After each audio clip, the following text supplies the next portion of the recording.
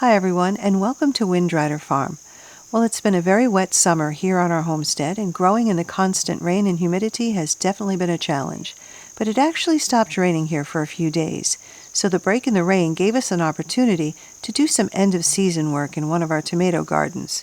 Through most of the growing season, our plants had been healthy, despite the constant rain, heat, and humidity, and they'd been providing us with an abundance of beautiful tomatoes. But then about a month ago, our beautiful plants went from looking like this to looking like this. Now this is actually a very common end-of-season problem when you're growing tomato plants in a very wet, hot, and humid environment. Many farmers here in our area are having the same problem. So I'm going to take you along and show you what we've done to help these plants and are still doing, because even though the problem is severe, we've still managed to get over 200 pounds of tomatoes off these plants, and they still keep producing. So hopefully this information can help some of you if you've been dealing with the same issues. So early in the season, I removed the lower leaves from the bottom of the young plants.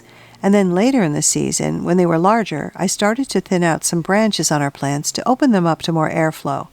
And this worked for a while, but the rain and the humidity was relentless, and despite our best efforts, we started to get some disease on the plants. Unfortunately, the weather was working against us, so we knew we had to switch our response to supporting the plants and to keeping them alive long enough for all of the tomatoes to ripen. So when any diseased leaves appeared, we removed them, hoping to slow down the spread. And it actually worked. We knew we could not completely eradicate the disease, as it was either raining constantly or very hot and humid, but we could slow down the spread. Now this is definitely not an ideal fix for the problem, but when you have this many tomatoes left on the plant, you want to be able to harvest every one that you can. So removing all the diseased material from the plants to at least slow down the spread of the disease is what we'll continue to do. Because so far it's been working, and we're still managing to harvest about 30 to 40 pounds of tomatoes from these plants each week. But there are still some issues that you have to look out for when dealing with the problem this way, because even though trimming is slowing down the progression of the disease, it's rough on the tomato plants, so we have to give them some additional support. And also, when you defoliate your tomato plants so drastically, you may start to have an issue with sun scald on your tomatoes. And sun scald doesn't only affect tomatoes, but it can also affect peppers, because the leaves act as little umbrellas protecting the fruit from the sun.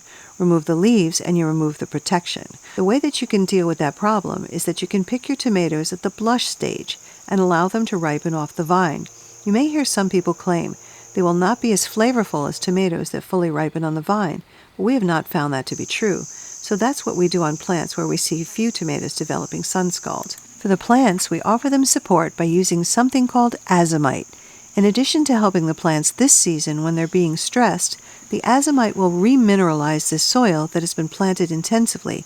We have nearly 30 tomato plants planted very close together, and despite the fact that they've been regularly fertilized, we want to give them some additional support. So on an evening when we knew we would be getting some heavy prolonged rain, I put the azomite around the bottom of the plants. Because of the heavy rain, I put it down generously, knowing some would wash away. Now just a quick word on azomite. Azomite is not a macronutrient fertilizer, so it will not burn the plants or over-fertilize them. And also, we don't use a macronutrient fertilizer at the end of the season. The azomite is all that we use.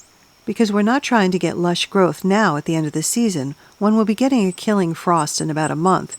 We're using the azomite to give the plants some support and add to the soil for the next growing season, so we have another abundant harvest. So that's all you need to do for your plants at the end of the season. Trim off any diseased foliage, offer them some support using a product like azomite, and pick them at the blush stage if you need to. And remember that every growing season has its challenges, and what you learn this season will help you in the next growing season.